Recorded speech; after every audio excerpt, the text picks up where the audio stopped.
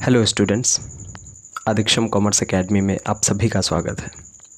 सबसे पहले तो मैं आप सबसे माफ़ी मांगना चाहूँगा कि हम लोगों ने कहा था कि बहुत जल्दी हम लोग अपनी वीडियोस को लेकर के आएंगे, लेकिन किसी कारणवश इतने सारे छोटे छोटे इश्यूज़ आ ही रहे थे कि हम लोग हमारे वीडियोस को किसी कारण से लेकर के नहीं आ पा रहे थे। तो आप लोगों ने इतना वेट किया और इसके लिए बहुत बहुत थैंक यू, और लेट कराने के लिए सॉरी।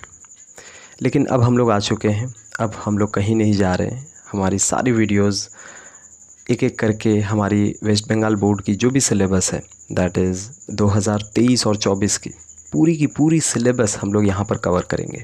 पूरी सिलेबस, यही मोस्ट इम्पॉर्टेंट अनाउंसमेंट मैं यहीं पे कर देना चाहूँगा कि वेस्ट बंगाल बोर्ड की जो भी हमारी कॉमर्स की सिलेबस है, पूरी की पूरी क्लास 12th की वो पूरी कवर होगी।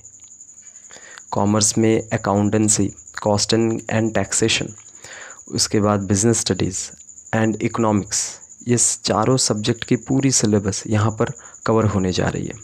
बहुत सारे ऐसे स्टूडेंट्स थे जो हमसे पढ़ना तो चाहते थे, हमारे ऑफलाइन बैचेस अटेंड तो करना चाहते थे, लेकिन डिस्टेंस हो जाने की वजह से वे लोग हमारी क्लासेस को अटेंड नहीं कर पा रहे। तो कोई बात नहीं, जो भी बच्चे हमारी क्लासेस को अटेंड करना चाहते हैं, जो भी स्टूडेंट्स हमारी क्लासेस को अटेंड करना चाहते हैं, लेकिन डिस्टेंस के कारण से वे ऑफलाइन की क्लासेस को अटेंड नहीं कर सकते, कोई बात नहीं। आप लोग हमारी पूरी की पूरी कॉमर्स की क्लास 12th की जो कोर्स होगी वो पूरी की पूरी आप यूट्यूब पे अटेंड करें। यूट्यूब पे हम आपको पूरी कॉन्सेप्चुअल लर्निंग देंगे, होमवर्क कराएंगे, प्रैक्टिस कराएंगे, सब कुछ उसी तरीके से होगी। हाँ, कुछ आज चीज़ें हैं जो मे बी यूट्यूब पे करवा पाना संभव ना हो पाए, बट उसके अलावा जितनी भी चीज़ें हैं, पूरी की पूरी सिलेबस मैं अपनी पूरी कोशिश करूँगा कि हमारी आने वाली जो भी वीडियोज़ हैं, चाहे वो अकाउंट्स की हो, कॉस्ट एंड टैक्स की हो, या फिर कोई भी अदर सब्जेक्ट्स की हो, वो सारी की सारी यहाँ पर अपलोड होंगी। एक शेड्यूल बहुत जल्दी बता दिया जाएगा कि कौन से दिन अकाउंट्स की वीडियोस अपलोड होगी, कौन से दिन कॉस्टिंग की होगी, कौन से दिन बिज़नेस स्टडीज़ की होगी, वो सब कुछ बता दिया जाएगा। लेकिन आप फिक्र ना करें, अब आ चुके हैं पूरी की पूरी सिलेबस। आप और हम मिल करके वेस्ट बंगाल बोर्ड की 2023-24 की न्यू सेशन शुरू करेंगे। कम्प्लीटली आप यूट्यूब पे पढ़ो, बहुत अच्छे तरीके से करो, अच्छे तरीके से सीखो और आगे बढ़ो। तो आज के इस वीडियो में सबसे पहले हम लोग अकाउंटेंसी पढ़ेंगे। अकाउंटेंसी की हमारी जो बुक है, उस बुक के बारे में मैं आपको सबसे पहले थोड़ा सा बता देना चाहूँगा। हमारी अकाउंटेंसी की जो बुक है ना, क्लास 12th की, उस बुक को अगर हम लोग देखें सही तरीके से,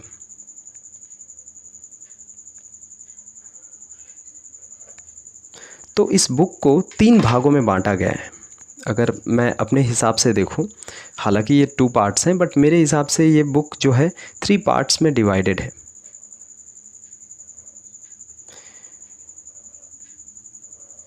पहली जो पार्ट है वो है पार्टनरशिप। दूसरी पार्ट हम लोग कंपनी बोल सकते हैं इसको, जिसमें हमें शेयर्स और डिबेंचर्स के बारे में पढ़ने को मिलेगा।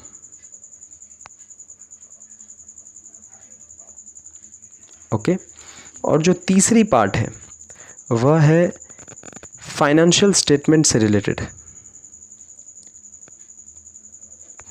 जो कि जहां हम लोगों को रेशियोज़ पढ़ने को मिलेंगे, फिर कैश फ्लो स्टेटमेंट्स पढ़ने को मिलेगा। ये सारी चीज़ें हमें यहाँ पर पढ़ने को मिलेंगे। बट ये जो 2 टॉपिक्स हैं, इनके बारे में हम लोग बाद में डिस्कस करेंगे। सबसे पहले हम लोग जो शुरुआत करने जाएंगे वह शुरुआत होगी हमारी पार्टनरशिप से। हम लोग शुरू करेंगे पार्टनरशिप से, ठीक है। तो सबसे पहले हम लोग पार्टनरशिप करेंगे। तो पार्टनरशिप के बारे में हम लोग जानते हैं कि यह चैप्टर कितनी वेटेज रखता है हमारी क्लास 12th के बंगाल बोर्ड की, वेस्ट बंगाल बोर्ड में। तो हमारी यह जो पार्टनरशिप है, जैसा कि आप लोगों को पता ही होगा कि हमारी एग्ज़ाम जो होती है वो ओवरऑल 100 मार्क्स की होती है, जिसमें 80 मार्क्स का जो वेटेज होता है वो हमें प्रैक्टिकली देना होता है। प्रैक्टिकल पेपर होता है हमारा 80 मार्क्स का, और 20 मार्क्स का प्रोजेक्ट होता है। तो जो 80 मार्क्स का पेपर है उसमें पार्टनरशिप जो है वह 35 मार्क्स की वेटेज रखता है। 35 मार्क्स का वेटेज रखता है। ओके, बात समझ में आई। हमारी जो भी ओवरऑल अकाउंट्स की बुक है उसको 3 पार्ट्स में हम लोग बांट सकते हैं। एक पार्ट पार्टनरशिप का बन सकता है, दूसरा पार्ट हमारी कंपनी का जिसमें हम लोग इशू ऑफ शेयर्स और डिबेंचर्स करेंगे, तीसरी पार्ट जिसको हम लोग रेशियो या फिर कैश फ्लो स्टेटमेंट्स जहाँ पर हम लोग को पढ़ना पड़ेगा। मेरे हिसाब से ये 3 पार्ट्स में हम लोग बांट दिए हैं हमारी बुक को हमारे समझने के हिसाब से। तो यह जो 2 पार्ट्स है इसके बारे में हम लोग बाद में डिस्कस करेंगे, बट पहले हम लोग हमारी जो चैप्टर है वो हमारी जो भी टॉपिक है वो पार्टनरशिप हम लोग शुरू करेंगे। तो पार्टनरशिप के बारे में हम लोग समझेंगे। तो थोड़ा सा चैप्टर शुरू करने से पहले मैं ये बता देना चाहूँगा कि एक्चुअली पार्टनरशिप हमारे एग्ज़ाम में वेट कितने की रखती है, कितने मार्क्स का हमारे एग्ज़ाम में पार्टनरशिप की वेटेज होती है। तो पार्टनरशिप ओवरऑल 35 मार्क्स की होती है। ओके, 35 मार्क्स का हमारा एग्ज़ाम में पार्टनरशिप से रिलेटेड क्वेश्चंस पूछता है। तो पार्टनरशिप से रिलेटेड क्वेश्चंस जो भी हैं उनमें अगर मैं मोटे मोटे तौर पर बोलूं तो पार्टनरशिप को सबसे पहले तो MCQ का एक सेट आता है, दूसरा आता है हमारा SAQ, तीसरा हमारा आ जाएगा 4 मार्क्स क्वेश्चन, चौथा आता है एक 6 मार्क्स का, पांचवा आता है एक क्वेश्चन 10 मार्क्स का। मतलब हमारे पार्टनरशिप में कहाँ किस किस मार्क्स के क्वेश्चन पूछे जाते हैं। MCQ जो कि 1 मार्क ईच होती है, एक क्वेश्चन 1 नंबर की MCQ होती है। SAQ होता है 1 मार्क का एक क्वेश्चन। 4 मार्क का हमारा होता है एक छोटी सी प्रैक्टिकल क्वेश्चन पूछी जाती है। 6 मार्क का एक प्रैक्टिकल क्वेश्चन होता है। 10 मार्क्स की हमारी एक बड़ी ब्रॉड क्वेश्चन पूछी जाती है। तो यह जो MCQ है, जहाँ पर पार्टनरशिप में हमारे जो MCQs पूछे जाते हैं वो 10 MCQs पूछे जाते हैं। मतलब 10 MCQs पूछे जाते हैं एक एक नंबर का, दैट इज़ 10 मार्क्स। SAQ हमारे 5 पूछे जाते हैं, दैट इज़ 5 मार्क्स। एक क्वेश्चन पूछी जाती है हमारी 4 मार्क्स की, दैट इज़ 4 मार्क्स। एक क्वेश्चन हमारी पूछी जाती है 6 मार्क्स की, 6 मार्क्स। एक हमारी पूछी जाती है 10 मार्क्स की, दैट इज़ 10 मार्क्स। ठीक है, ये हमारा पार्टनरशिप का ये है। अब इसको काउंट कर लो, 10, 5, 15, 15 और 4 19, 19 एंड 6 25, 25 और 10 35, टोटल 35 मार्क्स का। सो ओवरऑल हमारी जो भी पार्टनरशिप है वो 35 मार्क्स की हमारे एग्ज़ाम में पूछा जाता है, जिसमें एक एक मार्क का 10 MCQs पूछा जाता है, एक एक मार्क के 5 शॉर्ट आंसर क्वेश्चंस पूछे जाते हैं, 4 नंबर का एक क्वेश्चन पूछा जाता है, एक 6 नंबर का क्वेश्चन पूछा जाता है और एक 10 नंबर का क्वेश्चन पूछा जाता है। ये हमारी ओवरऑल पार्टनरशिप की स्ट्रक्चर है। इस बेस पे हमारी एग्ज़ाम्स में क्वेश्चंस पूछे जाते हैं। ठीक है, तो हमने समझ लिया कि हमारी सबसे पहले अभी तक हम लोगों ने क्या क्या समझा। अभी तक हम लोगों ने यह समझा कि हमारी अकाउंट्स की बुक को आगे की जो भी हम लोग पढ़ाई करेंगे उसमें हम लोगों ने अपनी सुविधा के लिए हमारी अकाउंट्स की बुक को 3 भाग में बांट लिया। पहले पार्ट पार्टनरशिप की शुरुआत हम लोग करेंगे। पार्टनरशिप हमारे एग्ज़ाम में 35 मार्क्स की वेटेज रखेगा और यह जो 35 मार्क्स है वो MCQ, SAQ 4 नंबर, 6 नंबर और 10 नंबर के क्वेश्चंस के रूप में हमें देखने को मिलेगा एग्ज़ाम्स में। तो हमें इसी के हिसाब से पढ़ाई करनी है, इसी के हिसाब से पढ़ना है। हम लोग हमारे इन क्लासेस में पूरी कोशिश करेंगे कि जितना हो सके उतना हम लोग टॉपिक को समझने के ऊपर ध्यान दें। मार्क्स के ऊपर बाद में हम लोग सोचेंगे, बट पूरी तरीके से हमारी फोकस ये होगी कि सबसे पहले हम लोग टॉपिक्स को पूरी डिटेल्स में समझें, जितना हो सकता है उतनी अच्छी तरीके से समझें। क्योंकि जब हम लोग चीज़ों को समझना शुरू करेंगे तो हमारी रटने की जो हैबिट है वो धीरे धीरे ख़त्म हो जाएगी और हम लोग समझना बहुत ज़्यादा शुरू कर देंगे। तो कोशिश करेंगे कि हम लोग जितनी हो सके उतनी समझने के ऊपर ध्यान दें। रटना कम करें, क्योंकि समझ करके ही हम लोग फ्यूचर में बहुत ज़्यादा अपनी लाइफ में और किसी भी फील्ड में भी जाते हैं तो उस फील्ड में वैल्यू ऐड कर सकते हैं। तो समझना एक स्टूडेंट के लिए बहुत ज़्यादा ज़रूरी है। रटने की यदि अभी तक की हैबिट है तो छोड़ दो, क्योंकि मेरी क्लासेस में रटना बहुत ही ज़्यादा कम हो जाता है या फिर ना के बराबर हो जाती है। मैं ऐसा नहीं कहूँगा कि नहीं पढ़ती, बट बहुत ज़्यादा ना के बराबर हो जाती है। तो समझने के ऊपर पूरी ध्यान दी जाएगी। ओके, तो आज की क्लास हम लोग शुरू करते हैं फ्रॉम पार्टनरशिप। तो क्लास 11 में हम सभी ने क्लास 11 में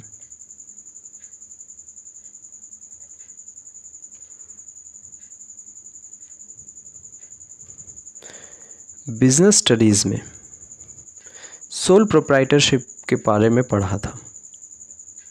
आप सभी को याद होगा। बिजनेस स्टडीज़ में सोल प्रोप्राइटरशिप में क्या होता है। सोल प्रोप्राइटरशिप की यदि मैं बारे में थोड़ा सा बताऊं कि इसको हम लोग हिंदी में बोलते हैं एकल व्यवसाय, जहां पर एक ओनर होता है। वह एक ओनर कैपिटल भी लेकर के आता है, वही ओनर क्या करता है, कैपिटल भी लेकर के आता है, वही ओनर वर्क भी करता है, वही ओनर सारे डिसीजंस भी लेता है, वही ओनर सब कुछ करता है ना। अब एक अकेला इंसान कितना कैपिटल लेकर के आ सकता है? बहुत ज़्यादा तो नहीं लेकर के आ पाएगा, है कि नहीं। सोल प्रोप्राइटरशिप में कुछ डिसएडवांटेजेस थे। वो डिसएडवांटेजेस क्या है? एक अकेला इंसान एक बिज़नेस में कितना कैपिटल लेकर के आ सकता है? सोचने वाली बात है। एक अकेला इंसान कितना कैपिटल जुटा लेगा? हार्डली समथिंग कुछ।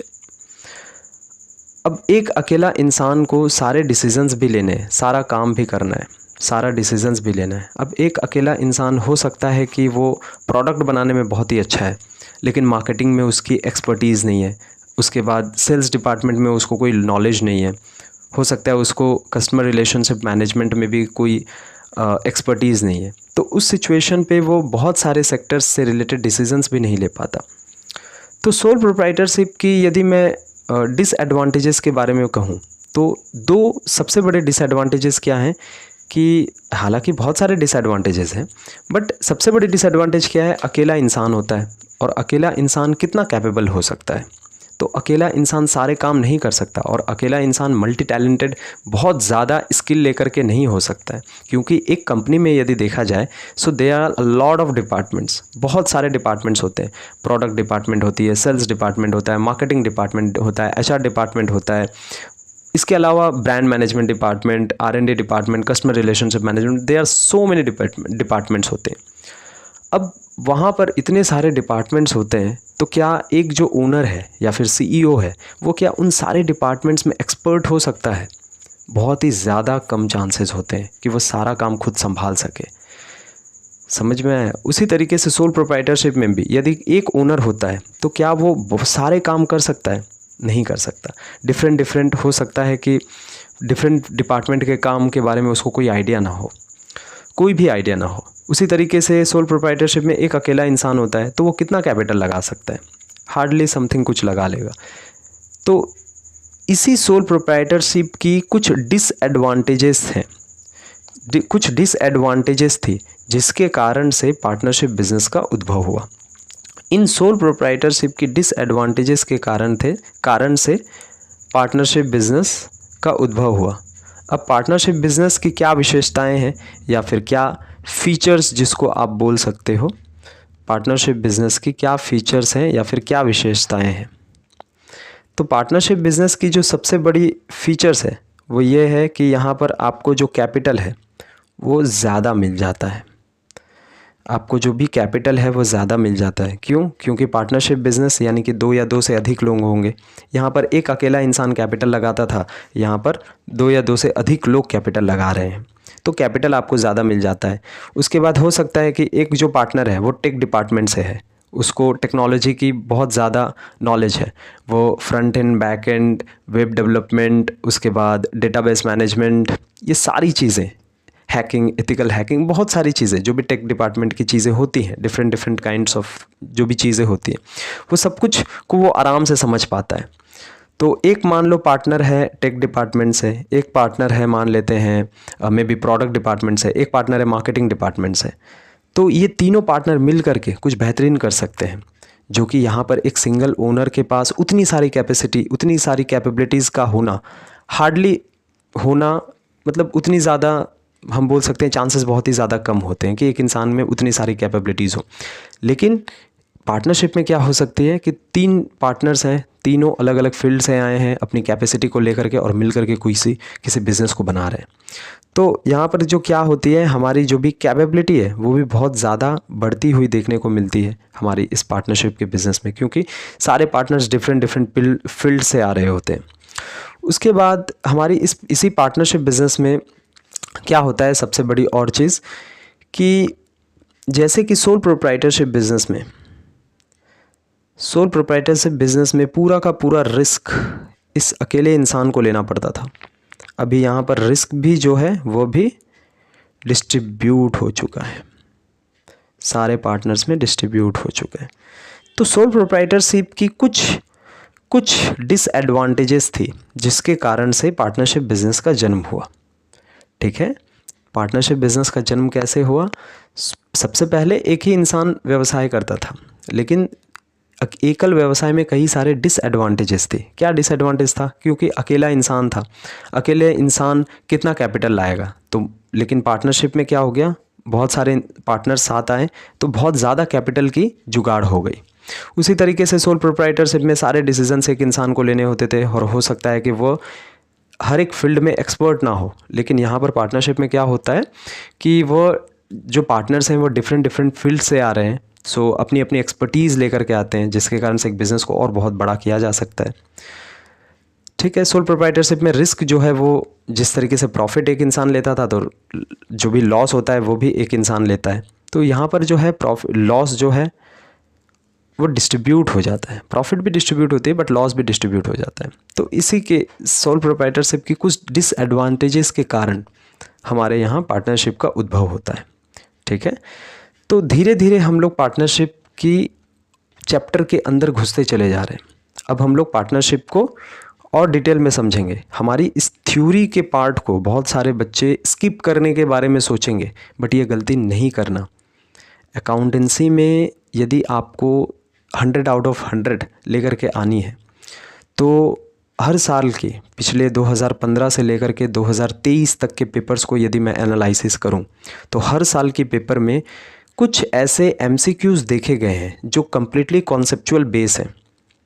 कॉन्सेप्चुअल बेस यानी कि कम्प्लीटली वे बच्चे उन एमसीक्यूज़ या फिर एसएक्यूज़ को कर पाएंगे जो बच्चे इन थ्योरेटिकल पॉइंट्स को बहुत अच्छे से समझ रहे होंगे।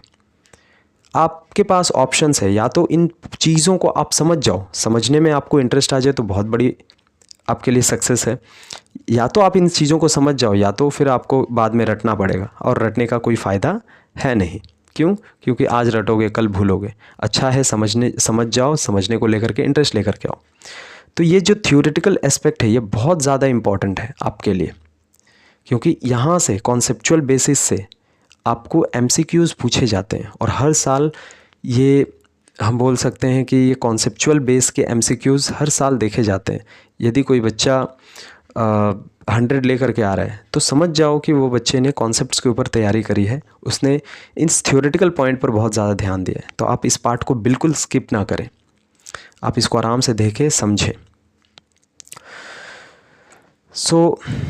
अब हम लोग पार्टनरशिप में चले गए। पार्टनरशिप की हमने फीचर्स देख ली। तो पार्टनरशिप क्या होती है, सबसे पहले हम लोग पार्टनरशिप को थोड़ा सा और अच्छे से समझने की कोशिश करते हैं। चलो, तो पार्टनरशिप बिज़नेस से रिलेटेड कुछ इम्पॉर्टेंट पॉइंट्स के बारे में हम लोग डिस्कस कर लेते हैं। सबसे पहले जो हमारी पार्टनरशिप बिज़नेस है उसमें हमें मिनिमम 2 पार्टनर्स चाहिए और मैक्सिमम 50 पार्टनर्स चाहिए। As per companies miscellaneous rules 2014 के तहत हमारी जो भी पार्टनरशिप की बिज़नेस में मैक्सिमम 50 पार्टनर्स होनी चाहिए। पार्टनरशिप बिज़नेस जो है वो इंडियन पार्टनरशिप एक्ट 1932 के तहत चलती है। ये सारे पॉइंट्स आप अपने ब्रेन पे रखो, क्योंकि यहाँ से MCQs और SCQs बहुत ज़्यादा पूछे जाते हैं, हर साल पूछा जाता है। तो चलो अब हम लोग थोड़ी सी पार्टनरशिप बिजनेस की कॉन्सेप्ट को समझ लेते हैं। तो हमारी पार्टनरशिप बिजनेस की शुरुआत कहाँ से होती है, कुछ ऐसे पॉइंट्स जिसके बारे में हम लोग अभी डिस्कस कर लेंगे। सो सबसे पहले पार्टनरशिप बिजनेस होता क्या है। जब 2 या 2 से अधिक लोग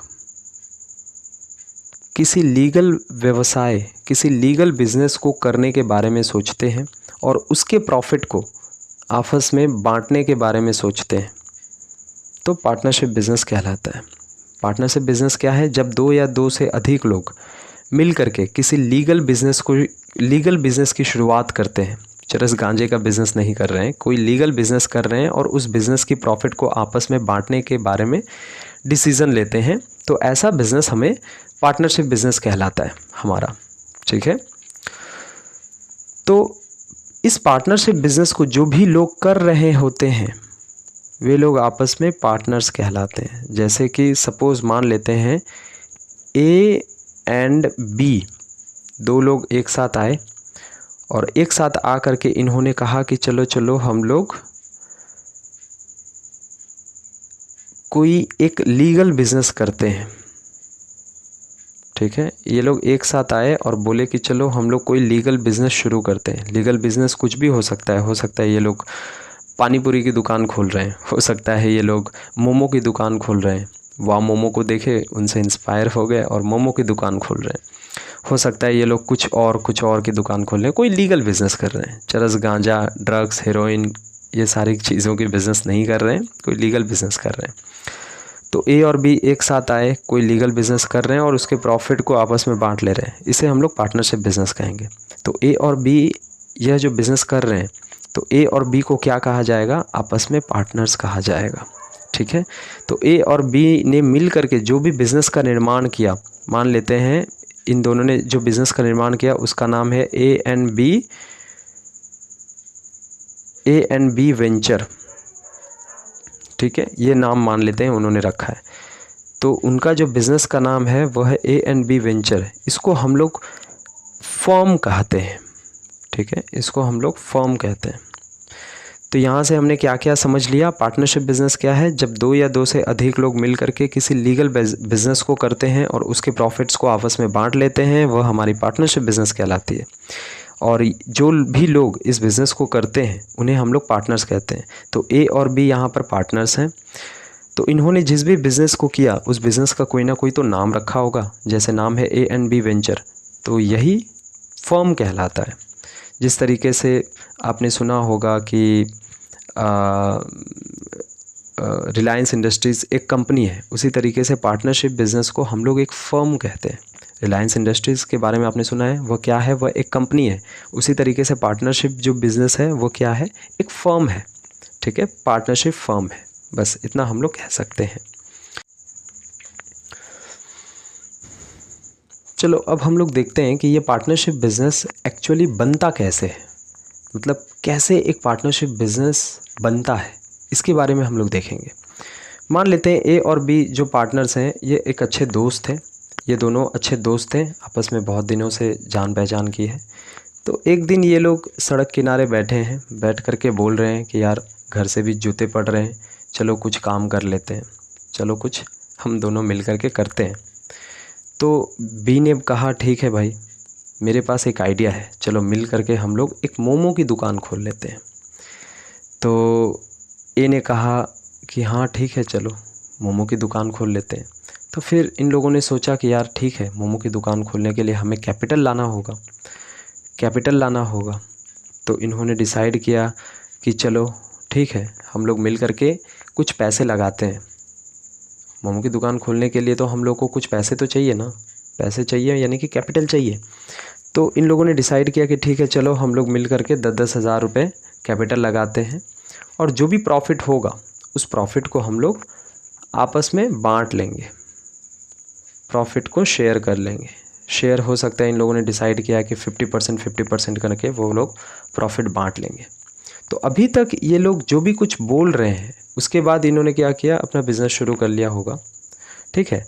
तो अभी तक इन लोगों ने जो भी कुछ बोला है वो केवल और केवल बोला है, यानी कि सिर्फ़ और सिर्फ इन्होंने अपने मुंह से बोला है, ओरली, ठीक है। इन्होंने कैसे बोला है, अपने केवल मुंह से बोला है, ओरली बोला है, ठीक है।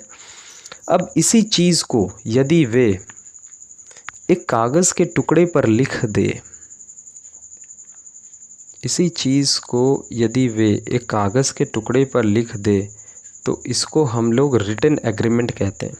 मतलब इन लोगों ने क्या कहा, इन लोगों ने डिसाइड किया एक बिज़नेस करने का, और उस बिज़नेस में कौन कितना कैपिटल लेकर के आएगा और बिज़नेस से जो भी प्रॉफिट होगी इस प्रॉफिट को कैसे बांटा जाएगा, ठीक है। अगर मान लो बिज़नेस चल रही है तो उस बिज़नेस में सैलरी अगर हम लोगों को लेना है, ए और बी को घर खर्च भी तो चलाना है ना, एक साल का वे लोग थोड़ी वेट करेंगे और प्रॉफिट को बांटेंगे।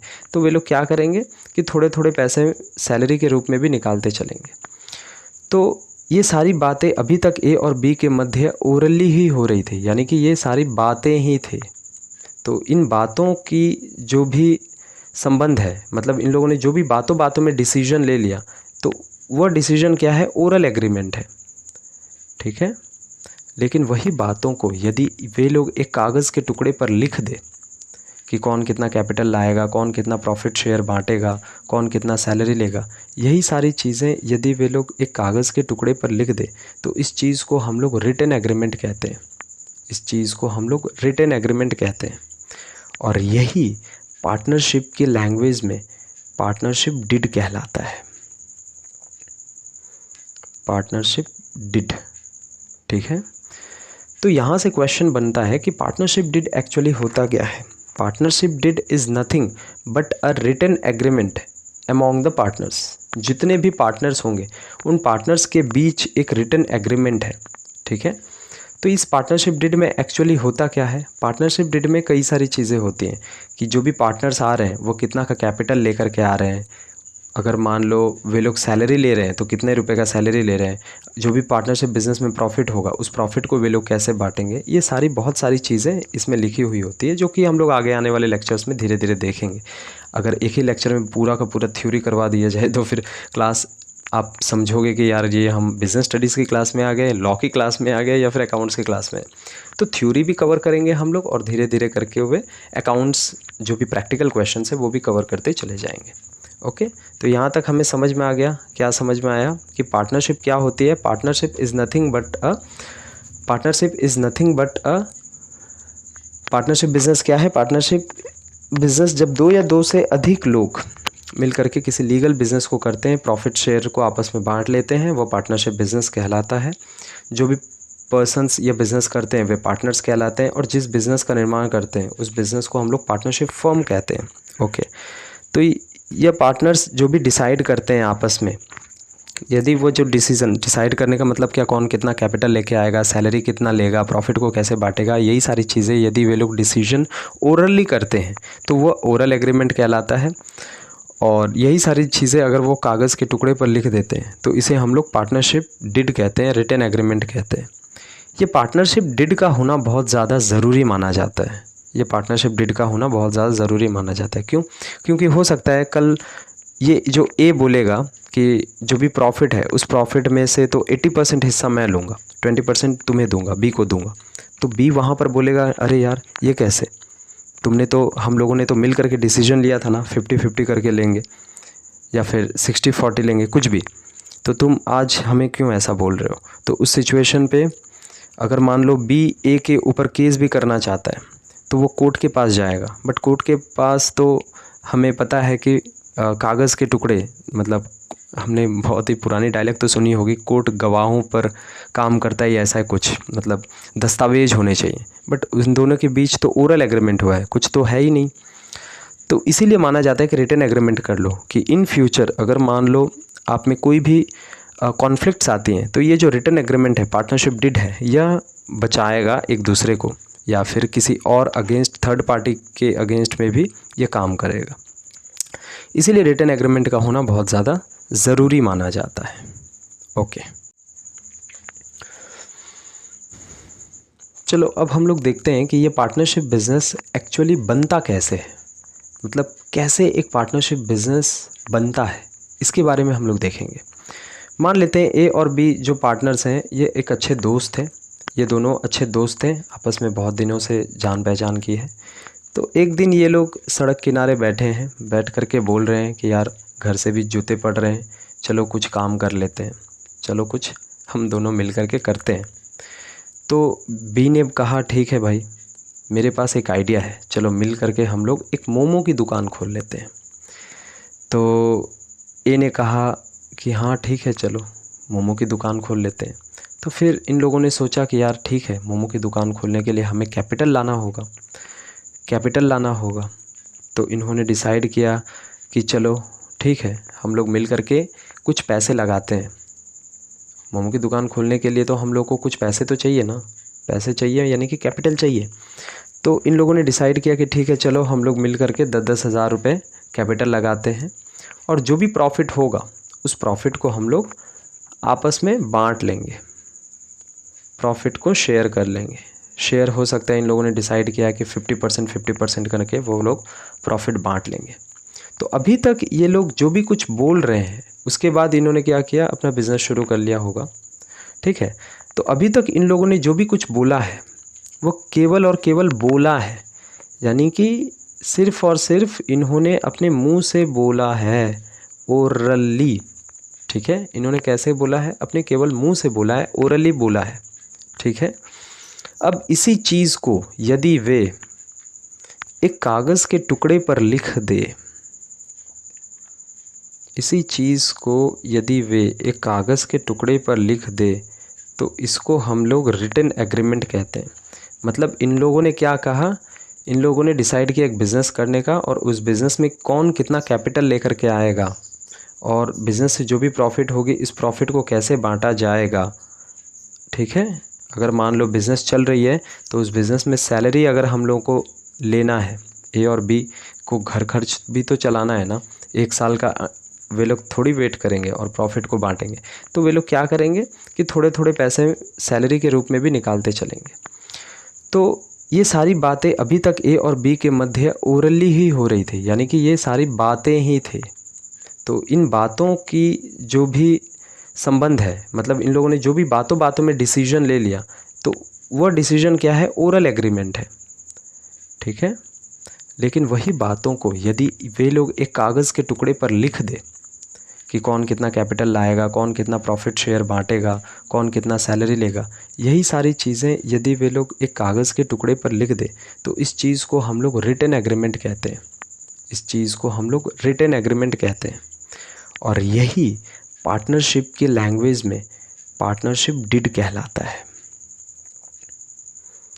पार्टनरशिप डिड, ठीक है। तो यहाँ से क्वेश्चन बनता है कि पार्टनरशिप डिड एक्चुअली होता क्या है।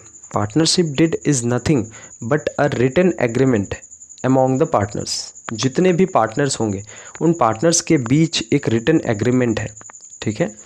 तो इस पार्टनरशिप डिड में एक्चुअली होता क्या है, पार्टनरशिप डिड में कई सारी चीज़ें होती हैं कि जो भी पार्टनर्स आ रहे हैं वो कितना का कैपिटल लेकर के आ रहे हैं।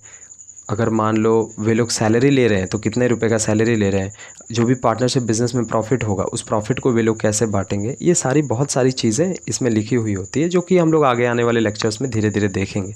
अगर एक ही लेक्चर में पूरा का पूरा थ्योरी करवा दिया जाए तो फिर क्लास आप समझोगे कि यार ये हम बिज़नेस स्टडीज़ की क्लास में आ गए, लॉ की क्लास में आ गए, या फिर अकाउंट्स की क्लास में। तो थ्योरी भी कवर करेंगे हम लोग, और धीरे धीरे करके हुए अकाउंट्स जो भी प्रैक्टिकल क्वेश्चन है वो भी कवर करते चले जाएंगे। ओके, तो यहाँ तक हमें समझ में आ गया, क्या समझ में आया कि पार्टनरशिप क्या होती है। Partnership is nothing but a partnership business क्या है। पार्टनरशिप बिजनेस जब दो या दो से अधिक लोग मिल करके किसी लीगल बिजनेस को करते हैं, प्रॉफिट शेयर को आपस में बांट लेते हैं, वो पार्टनरशिप बिजनेस कहलाता है। जो भी पर्सन्स ये बिज़नेस करते हैं वे पार्टनर्स कहलाते हैं, और जिस बिज़नेस का निर्माण करते हैं उस बिज़नेस को हम लोग पार्टनरशिप फर्म कहते हैं। ओके, तो ये पार्टनर्स जो भी डिसाइड करते हैं आपस में, यदि वो जो डिसाइड करने का मतलब क्या, कौन कितना कैपिटल लेके आएगा, सैलरी कितना लेगा, प्रॉफिट को कैसे बांटेगा, यही सारी चीज़ें यदि वे लोग डिसीजन ओरली करते हैं तो वो ओरल एग्रीमेंट कहलाता है। और यही सारी चीज़ें अगर वो कागज़ के टुकड़े पर लिख देते हैं तो इसे हम लोग पार्टनरशिप डिड कहते हैं, रिटन एग्रीमेंट कहते हैं। ये पार्टनरशिप डिड का होना बहुत ज़्यादा ज़रूरी माना जाता है। ये पार्टनरशिप डिड का होना बहुत ज़्यादा ज़रूरी माना जाता है। क्यों? क्योंकि हो सकता है कल ये जो ए बोलेगा कि जो भी प्रॉफिट है उस प्रॉफिट में से तो 80% हिस्सा मैं लूँगा, 20% तुम्हें दूंगा, बी को दूंगा। तो बी वहाँ पर बोलेगा अरे यार ये कैसे, तुमने तो, हम लोगों ने तो मिल करके डिसीजन लिया था ना 50-50 करके लेंगे या फिर 60-40 लेंगे, कुछ भी, तो तुम आज हमें क्यों ऐसा बोल रहे हो। तो उस सिचुएशन पे अगर मान लो बी ए के ऊपर केस भी करना चाहता है तो वो कोर्ट के पास जाएगा, बट कोर्ट के पास तो हमें पता है कि कागज़ के टुकड़े, मतलब हमने बहुत ही पुरानी डायलॉग तो सुनी होगी, कोर्ट गवाहों पर काम करता है, ऐसा है कुछ, मतलब दस्तावेज होने चाहिए, बट उन दोनों के बीच तो ओरल एग्रीमेंट हुआ है, कुछ तो है ही नहीं। तो इसीलिए माना जाता है कि रिटन एग्रीमेंट कर लो कि इन फ्यूचर अगर मान लो आप में कोई भी कॉन्फ्लिक्ट्स आती हैं तो ये जो रिटन एग्रीमेंट है, पार्टनरशिप डिड है, यह बचाएगा एक दूसरे को या फिर किसी और अगेंस्ट, थर्ड पार्टी के अगेंस्ट में भी ये काम करेगा। इसीलिए रिटन एग्रीमेंट का होना बहुत ज़्यादा ज़रूरी माना जाता है। ओके, तो अब हम लोग profit and loss appropriation account सीखेंगे। आपकी जो बुक है, तो सबसे पहले मैं ये बता देना चाहूँगा कि हमारी जो भी क्लासेस होंगी अब शुरू होंगी, उसमें हम लोग क्लास 12th की वेस्ट बंगाल बोर्ड में हमारे यहाँ पर जितने भी स्कूल्स हैं उन स्कूल्स में, ट्यूशन्स में, कोचिंग सेंटर्स पे बासु एंड दत्ता की बुक को रेफ़र किया जाता है। तो मैं भी इसी बुक को रेफ़र करना चाहूँगा क्योंकि हमारे यहाँ पर अधिकतर यही बुक चलती है, अधिकतर जगहों पर। तो मैं भी इसी बुक को लेकर के आगे बढ़ूँगा, इसी बुक से हम लोग प्रैक्टिस क्वेश्चंस करेंगे। तो अच्छा होगा यदि आप सबके पास ये बुक हो। तो मैं सबसे पहले आपको ये बुक दिखा देता हूँ कि कैसा है ये बुक है हमारी बासु एंड दत्ता की, ओके, राइटर। तो इस बुक से हम लोग हमारे क्वेश्चंस को सॉल्व करेंगे।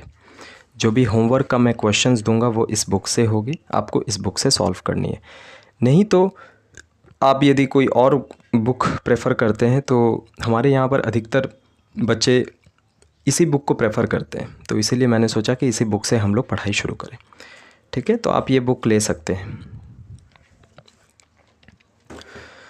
अब इसके बाद हम लोग profit and loss appropriation account को शुरू करेंगे। तो सबसे पहले profit and loss appropriation account शुरू करने से पहले हम लोग यह जान लेंगे कि actually why we prepare profit and loss appropriation account. ऐसा क्या ज़रूरत आ गया कि हमें profit and loss appropriation account बनानी पड़ रही है या फिर क्यों बनाना पड़ रहा है। तो थोड़ा सा हमें इसे समझने के लिए थोड़ी सी बैक में जानी होगी।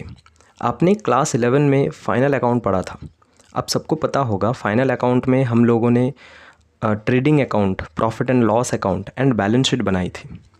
वह जो हम लोग की फ़ाइनल अकाउंट होती है वह बनाना इसलिए ज़रूरी होता है जिससे कि हमें यह पता चल सके कि ईयर एंड में हमने हमारे बिज़नेस से कितना प्रॉफिट कमाया और हमारी बिज़नेस की एसेट्स कितनी है, लाइबिलिटीज़ कितनी है, वो सारा फाइंड आउट करने के लिए हमें फ़ाइनल अकाउंट बनानी होती थी।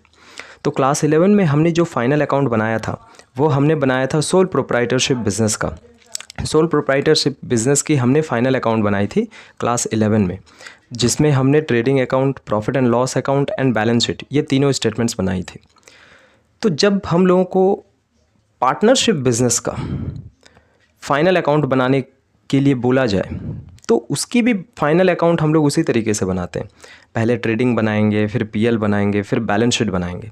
लेकिन पार्टनरशिप में एक और चीज़ एक्स्ट्रा बनती है, वह बनती है profit and loss appropriation account.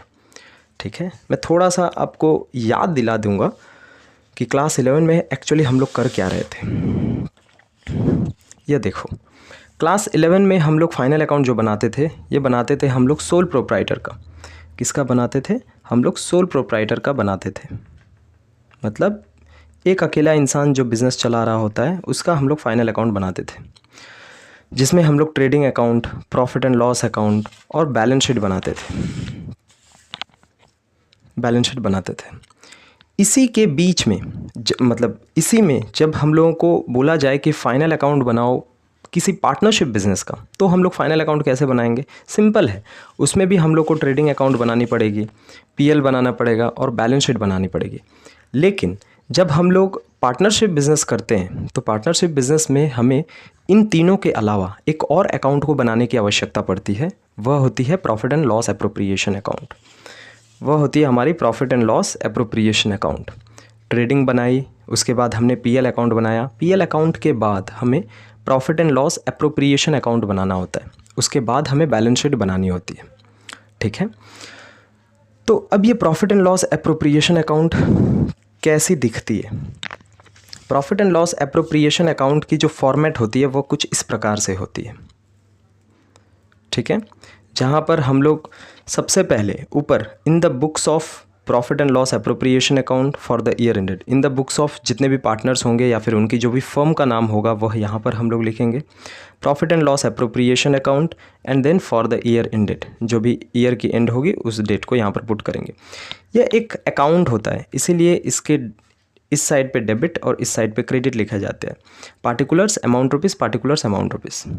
हम लोग जो पीएल अकाउंट बनाते थे, देखना है, ध्यान से समझना है, हम लोग जो फाइनल अकाउंट में पीएल अकाउंट बनाते थे उस पीएल अकाउंट में हमारी यहाँ पर नेट प्रॉफिट निकलती थी। इस नेट प्रॉफिट को हमें यहाँ पर पीएल एप्रोप्रिएशन में ट्रांसफ़र करना होता है। ठीक है, तो मैंने पहले ही कहा था कि यदि हम लोग सोल प्रोप्राइटरशिप बिजनेस करते हैं तो फाइनल अकाउंट के केस में हमें 3 अकाउंट बनानी होती है, पहला ट्रेडिंग, दूसरा पीएल और तीसरा बैलेंस शीट। लेकिन यदि हम लोग पार्टनरशिप बिजनेस का फाइनल अकाउंट बनाने की कोशिश करें तो हमें 4 बनानी पड़ती है, एक एक्स्ट्रा बनाना होता है। पहले ट्रेडिंग बनाना होता है, फिर पीएल बनाना होता है, पीएल के बाद पीएल एप्रोप्रिएशन बनती है, उसके बाद बैलेंस शीट बनानी होती है। तो हमें इस चैप्टर में ये सारे फिर से नहीं सीखने हैं। बहुत लोगों की, स्टूडेंट्स की तो हालत ख़राब हो गई होगी शायद कि सर क्लास 11 में 3 सीखे थे तो हमारी दिमाग ख़राब हो गई थी, क्लास 12th में क्या ये चारों बनानी है? ऐसा नहीं है, आपको केवल और केवल पीएल एप्रोप्रिएशन सीखना है, यही आपको सीखना है। ओके, तो सबसे पहले ट्रेडिंग अकाउंट बनती है, फिर प्रॉफिट एंड लॉस अकाउंट, और इसकी जो भी प्रॉफिट होती है इस प्रॉफिट को हम लोग ट्रांसफ़र कर देते हैं पीएल एप्रोप्रिएशन अकाउंट में। ठीक है, पीएल एप्रोप्रिएशन अकाउंट में ट्रांसफ़र करते हैं और उसके बाद पीएल एप्रोप्रिएशन में कुछ और चीज़ें जाती हैं और हमारा पीएल एप्रोप्रिएशन कंप्लीट होता है। ओके, तो सबसे पहले हम लोग ये समझ लेते हैं कि ये पीएल एप्रोप्रिएशन अकाउंट जो है ये एक्चुअली हम लोग बना क्यों रहे हैं, ये क्यों बना रहे हैं? हमने पीएल अकाउंट बनाया, देखो हमने यहाँ पर पीएल अकाउंट बनाया है, तो पीएल एप्रोप्रिएशन अकाउंट फिर क्यों हमने बनाने की ज़रूरत पड़ रही है? क्या ऐसा कारण आ गया कि हमें पीएल अकाउंट बनाना पड़ रहा है फिर पीएल एप्रोप्रिएशन में? पीएल अकाउंट में हम लोग क्या करते हैं, डेबिट साइड में सारे खर्चे लेते हैं और क्रेडिट साइड में सारे इनकम लेते हैं। पीएल एप्रोप्रिएशन भी तो उसी तरीके का दिख रहा है, जिसमें डेबिट साइड में हम लोग खर्चे लिए हुए हैं, जैसे कमीशन है, सैलरी है, कमीशन किसी पार्टनर को पेमेंट किया जा रहा है, सैलरी किसी पार्टनर को दिया जा रहा है, इंटरेस्ट ऑन कैपिटल पार्टनर्स को दिया जा रहा है। ये सारी चीज़ें क्या है थोड़ा सा डिटेल्स में समझेंगे बाद में।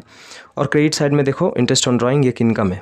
तो सारी चीज़ें जब एक्सपेंसेस यहाँ भी ले रहे हैं, इनकम यहाँ भी ले रहे हैं, तो फिर वही सारे आइटम्स क्या हम लोग पीएल अकाउंट में नहीं डाल सकते हैं? इनके लिए हमें फिर से पीएल एप्रोप्रिएशन अकाउंट बनाने की क्यों ज़रूरत पड़ी है? तो इसके पीछे एक रीज़न ये है कि पीएल अकाउंट में जो भी आइटम्स जाते हैं, पीएल अकाउंट में हमारे जो भी आइटम्स जाते हैं, ये सारे आइटम्स को हम लोग बोलते हैं charge against profit.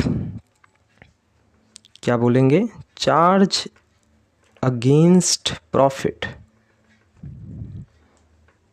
PL account में जो भी आइटम्स जाते हैं वह सारे कौन से आइटम्स होते हैं? चार्ज अगेंस्ट प्रॉफिट्स वाले आइटम्स होते हैं। बट पीएल एप्रोप्रिएशन अकाउंट में जो भी आइटम्स जाता है, पीएल एप्रोप्रिएशन अकाउंट में जो भी आइटम्स जाता है वह सारे कौन से आइटम होते हैं? Appropriation out of profits. Appropriation out of profits.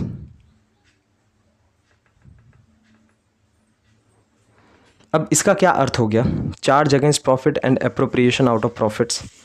तो ध्यान से समझना है इसका क्या अर्थ होता है। यहाँ पर हमने बोला था कि जो भी हमारी पीएल अकाउंट है, यहाँ पर हमने बोला था कि जो भी हमारी पीएल अकाउंट है उस पीएल अकाउंट में हमें जो भी आइटम्स लेना होते हैं ये सारे चार्ज अगेंस्ट प्रॉफिट वाले आइटम होते हैं। इसका मतलब ये है कि फर्म को प्रॉफिट हो या फिर लॉस हो, फर्म को प्रॉफिट हो या फिर लॉस हो, कुछ ऐसे खर्चे हैं जो फर्म को करने ही पड़ते हैं, मतलब फर्म को पैसा पेमेंट करना ही करना है। उन सारे आइटम्स को हम लोग चार्ज अगेंस्ट प्रॉफिट वाले आइटम कहते हैं। यानी कि जैसे कि सैलरी, स्टाफ को सैलरी पेमेंट करनी है, वर्कर्स को सैलरी पेमेंट करनी है। आप वर्कर्स को ये तो नहीं कह सकते हो कि यार इस साल फर्म में प्रॉफिट नहीं हुआ है तो इसलिए हम लोग आपको सैलरी नहीं देंगे, तो आप ये नहीं कह सकते। उसी तरीके से एडवर्टाइजमेंट, मान लेते हैं आपने एडवर्टाइजमेंट के लिए अपनी कोई फेवरेट एक्ट्रेस कटरीना कैफ को रिक्रूट किया और उनसे एडवर्टाइजमेंट करवाया, तो आप उनको ये तो नहीं कह सकते हो कि मैम इस साल हमने प्रॉफिट नहीं कमाया जिसकी वजह से हम लोग इस साल आपको पैसा नहीं दे पाएंगे, तो ऐसा नहीं कह सकते हो। तो प्रॉफिट एंड लॉस अकाउंट में जितनी भी एक्सपेंसेस जाती हैं वो सारे एक्सपेंसेस को हम लोग चार्ज अगेंस्ट प्रॉफिट वाले आइटम्स कहते हैं। यानी कि फर्म को प्रॉफिट हो या फिर नुकसान हो, ये सारे एक्सपेंसेस फर्म को पेमेंट करने ही पड़ते हैं। लेकिन हमारी जो भी profit and loss appropriation account है, हमारी जो भी profit and loss appropriation account है, इसमें जो भी आइटम्स जाते हैं ये सारे एप्रोप्रिएशन आउट ऑफ प्रॉफिट्स वाले आइटम्स हैं। इसका मतलब ये है कि ये सारे जो भी खर्चे हैं, ये सारे जो भी आइटम्स हैं, ये फर्म को तभी पे करने हैं जब फर्म में प्रॉफिट हुआ है, जब फर्म में प्रॉफिट हुआ है। अदरवाइज़ फर्म को पेमेंट करने की कोई आवश्यकता नहीं है। अगर मान लो फर्म में प्रॉफिट नहीं हुआ है, प्रॉफिट एंड लॉस अकाउंट हम लोग बनाए हैं और जैसे कि एक सिंपल से एग्जांपल ले लेते हैं, हम लोग को बोला गया कि आप फाइनल अकाउंट बनाओ पार्टनरशिप फर्म का, तो सिंपल ट्रेडिंग अकाउंट बनाए, पीएल अकाउंट बनाए, पीएल अकाउंट के बाद हम लोग पीएल एप्रोप्रिएशन बनाएंगे, फिर बैलेंस शीट बनाएंगे। तो पीएल अकाउंट जब हमने बनाया तो उस सिचुएशन में जो भी प्रॉफिट या फिर लॉस आने वाली थी, उस साल क्या हो गया, लॉस आ गया। तो क्या पीएल एप्रोप्रिएशन बनेगा? 99.99% केसेस में पीएल एप्रोप्रिएशन बनाने की आवश्यकता नहीं है। क्यों? क्योंकि पीएल एप्रोप्रिएशन में जो भी आइटम्स जाते हैं वे सारे आइटम्स क्या हैं, वे सारे items appropriation out of profits वाले आइटम्स हैं। यानी कि ये सारे खर्चे कंपनी को या फिर पार्टनरशिप फर्म को तभी पेमेंट करना है जब फर्म में प्रॉफिट हुआ हो। अगर प्रॉफिट नहीं हुआ है तो ये सारे एक्सपेंसेस पेमेंट करने की आवश्यकता नहीं है। मोटे मोटे तौर पर कहा जाए तो पीएल एप्रोप्रिएशन अकाउंट बनाने की ही आवश्यकता नहीं है। तो पीएल एप्रोप्रिएशन अकाउंट कब बनता है? पीएल एप्रोप्रिएशन अकाउंट तभी बनता है जब यहाँ पर नेट प्रॉफिट आया हुआ हो। अगर मान लो नेट प्रॉफिट यानी कि पीएल अकाउंट में प्रॉफिट ही नहीं है, तो उस सिचुएशन पे हम लोग क्या कहते हैं, उसको पीएल एप्रोप्रिएशन बनाने की कोई आवश्यकता ही नहीं होती है मोस्ट ऑफ द केसेस में। ओके, तो अब यहाँ पर हम लोग ध्यान से समझते हैं कि और क्या चीज़ है। यह जो पीएल एप्रोप्रिएशन अकाउंट है, यह तो हमने समझ लिया कि कब बनाई जाती है, क्यों बनाई जाती है। कब बनाई जाती है पीएल एप्रोप्रिएशन अकाउंट? अगर हम लोग पार्टनरशिप बिजनेस कर रहे हैं और हमें फाइनल अकाउंट बोला जाए तो ट्रेडिंग पीएल के बाद हमें पीएल एप्रो बनाया जाता है। पीएल अकाउंट की जो भी प्रॉफिट होती है उस प्रॉफिट को हम लोग पीएल एप्रोप्रिएशन अकाउंट में लेकर के आते हैं और उसके बाद ये सारे कुछ जो चीज़ें करते हैं। पीएल अकाउंट और पीएल एप्रोप्रिएशन अकाउंट में हमें डिफरेंस भी समझ में आ गया। पीएल अकाउंट क्या होती है, वो ट्रेडिंग के बाद बनाई जाती है। पीएल एप्रोप्रिएशन पीएल अकाउंट के बाद बनाई जाती है। पीएल अकाउंट में क्या होता है, वो सारे आइटम्स जाते हैं जो चार्ज अगेंस्ट प्रॉफिट वाले होते हैं। यानी कि फर्म को प्रॉफिट हो या फिर लॉस हो, वो सारे एक्सपेंसेस करने ही होते हैं, जैसे कि एडवर्टाइजमेंट, स्टाफ की सैलरी एट्सेट्रा। लेकिन profit and loss appropriation account में वे सारे आइटम्स जाते हैं जो फर्म को प्रॉफिट होने पर ही दिया जाता है। यानी कि ये सारे आइटम्स जाते हैं जो कि फर्म प्रॉफिट अगर कमा रही है तभी होती है, तभी दिया जाता है, अदरवाइज़ नहीं दिया जाता। ठीक है, यहाँ तक बात सबको क्लियर समझ में आ गई होगी आई थिंक। अब हम लोगों ने जो भी कॉन्सेप्चुअल लर्निंग थी उसको समझ लिया है। अब हम लोग आराम से बात करेंगे कि ये जो हमारी profit and loss appropriation account है वह क्या है। Profit and loss appropriation account में क्या क्या आइटम्स जाती हैं, इन सारी चीज़ों के बारे में समझेंगे। सबसे पहले हमें क्या करना है, profit and loss appropriation account की ये फॉर्मेट बना लेनी है और by profit and loss account, जो कि प्रॉफिट हमारी ट्रांसफ़र हो रही है कहाँ से, पीएल अकाउंट से, उस चीज़ को यहाँ पर लिख देनी है। ओके, अब उसके बाद पहली आइटम को देखो, समझते हैं क्या है। To interest on capital. Profit and loss appropriation account को आप एक नॉमिनल अकाउंट की तरह समझो। आप क्या समझो, profit and loss appropriation account को एक नॉमिनल अकाउंट समझो। नॉमिनल अकाउंट, क्लास 11 में हमने नॉमिनल अकाउंट के बारे में पढ़ा था। नॉमिनल अकाउंट की रूल क्या थी? नॉमिनल अकाउंट का रूल था कि all expenses and losses account debit and all incomes and gains account credit. ये नॉमिनल अकाउंट की हमारी रूल थी। All expenses and losses account debit and all incomes and gains account credit, ये हमारी nominal account की rule थी। अगर मैं profit and loss appropriation account को एक नॉमिनल अकाउंट समझूं तो जितने भी एक्सपेंसेस एंड लॉसेस हैं वो सारे इधर होनी चाहिए और जितने भी इनकम्स हैं वो सारी इधर होनी चाहिए। सपोज़ पार्टनरशिप फर्म है और पार्टनरशिप फर्म क्या कर रही है, इंटरेस्ट ऑन कैपिटल अपने पार्टनर्स को दे रही है। पार्टनर्स ने बिजनेस में कैपिटल लगाया और उस कैपिटल के ऊपर यह जो फर्म है वह अपने पार्टनर्स को इंटरेस्ट दे रही है। तो यह जो फर्म है, हम लोग एक्चुअली अकाउंटेंट हैं, किसके अकाउंटेंट हैं? पार्टनर्स के हैं या फिर पार्टनरशिप फर्म के?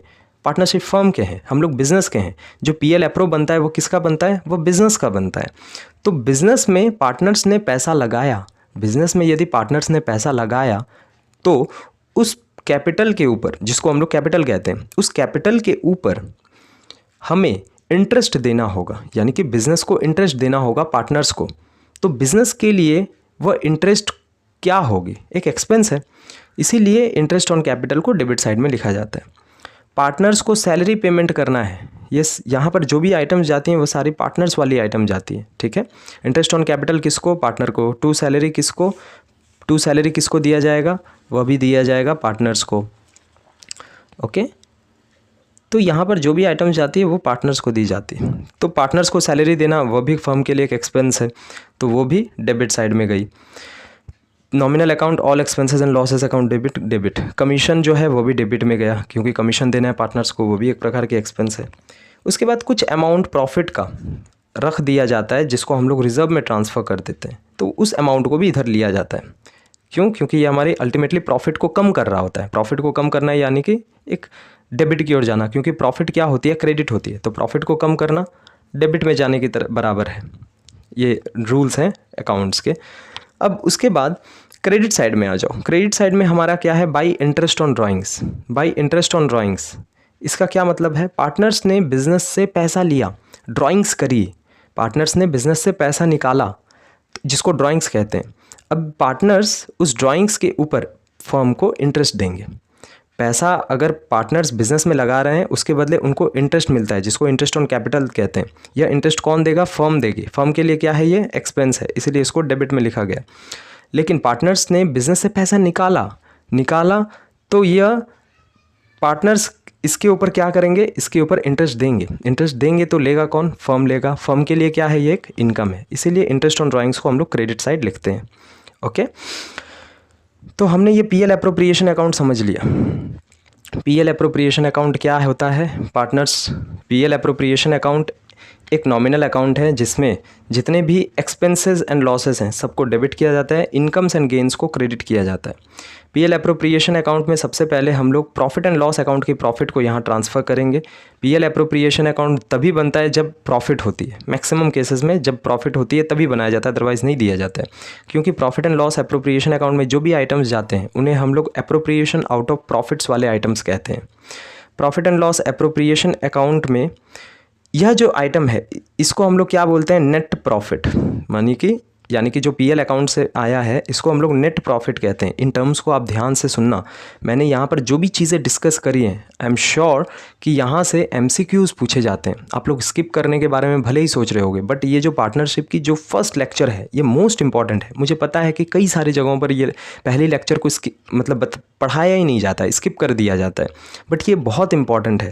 ये आपके एमसीक्यूज़ के लिए इंपॉर्टेंट है। अगर मैं एग्जाम की बात भी छोड़ दूँ तो ये आपके कॉन्सेप्ट बेस के लिए बहुत ज़्यादा इंपॉर्टेंट है। आपको पता तो होना चाहिए कि एक्चुअली पीएल अप्रोप्रिएशन हम लोग बना क्यों रहे हैं, किस रीज़न से बना रहे हैं, क्या रीज़न है इसके पीछे का, ये कहाँ से आया, ये सब कुछ पता होनी चाहिए, जिससे कि आपकी ओवरऑल जो अंडरस्टैंडिंग है वो क्लियर होगी, ठीक है। या फिर मुझे भी कोई शौक़ नहीं है ये पूरी तरीके से आपको बताने का, लेकिन बहुत ज़रूरी है ये आपको बताना अभी के समय में, क्योंकि आगे आप जा कर के सीए वगैरह करोगे। हालांकि अभी सीए की सिलेबस भी बहुत ज़्यादा चेंज हो रही है, अपडेट हो रही है। आपकी कॉन्सेप्चुअल लर्निंग बहुत ज़्यादा इंपॉर्टेंट है, इसीलिए मैं आपको ये सारी चीज़ें बता रहा हूँ, समझा रहा हूँ। तो इस वीडियो को बिल्कुल स्किप ना करें, ये आपके फ्यूचर के लिए भी ज़रूरी है। और दूसरी चीज़, यह वीडियो आपकी जो भी मैं अभी तक पढ़ाया यहाँ से आपके एमसीक्यूज़ और एसएक्यूज़ भी प्रिपेयर्ड हो जा रहे हैं। यह जो आइटम है इसको हम लोग नेट प्रॉफिट कहते हैं। और पीएल अप्रोप्रिएशन अकाउंट का जो भी यहाँ पर हमारा निकल करके आएगा बैलेंसिंग फिगर, जिसको हम लोग प्रॉफिट कहते हैं, इसको हम लोग नेट डिविजिएबल प्रॉफिट कहेंगे। ये हमारी नेट प्रॉफिट जो कि पीएल से आई है, और इन सबको करने के बाद यह जो हमारा प्रॉफिट निकलेगा उसको हम लोग नेट डिविजिएबल प्रॉफिट कहेंगे या फिर डिस्ट्रीब्यूटेबल प्रॉफिट कहेंगे। इस प्रॉफिट को क्या किया जाता है? जितने भी पार्टनर्स हैं वे लोग आपस में बांट लेंगे। इस प्रॉफिट को जितने भी पार्टनर्स हैं वो आपस में बांट लेंगे। ओके, यहाँ तक हमारी आइटम्स क्लियर हो गई। अब हम लोग जो भी हमारी आगे की क्लास होगी उस क्लास में एक एक करके सारे आइटम सीखेंगे। Profit and loss appropriation account आपके एग्ज़ाम में 4 नंबर के लिए पूछा जाता है, ठीक है। तो सबसे पहले हम लोग profit and loss appropriation account की इंटरेस्ट ऑन कैपिटल का पोर्शन पढ़ेंगे। उसके बाद इंटरेस्ट ऑन ड्राइंग्स का पोर्शन पढ़ेंगे कि किस तरीके से पहले interest on capital find out करी जाती है, उसके बारे में सीखेंगे। फिर उसके बाद इंटरेस्ट ऑन ड्राइंग्स किस तरीके से फाइंड आउट किया जाता है उसके बारे में सीखेंगे। सैलरीज कैसे होती है, कमीशन कैसा होता है, रिजर्व में कैसा होता है। उसके बाद क्लब करके सारी आइटम्स को पीएल एप्रोप्रिएशन अकाउंट बनाना सीखेंगे। बहुत अच्छी तरीके से सीखेंगे। जैसा कि मैंने आपको कहा था कि कंप्लीट सिलेबस हम लोग कवर करेंगे। अब कुछ भी नहीं छूटने वाला है, सारा कुछ होगा। अब बस बने रहें।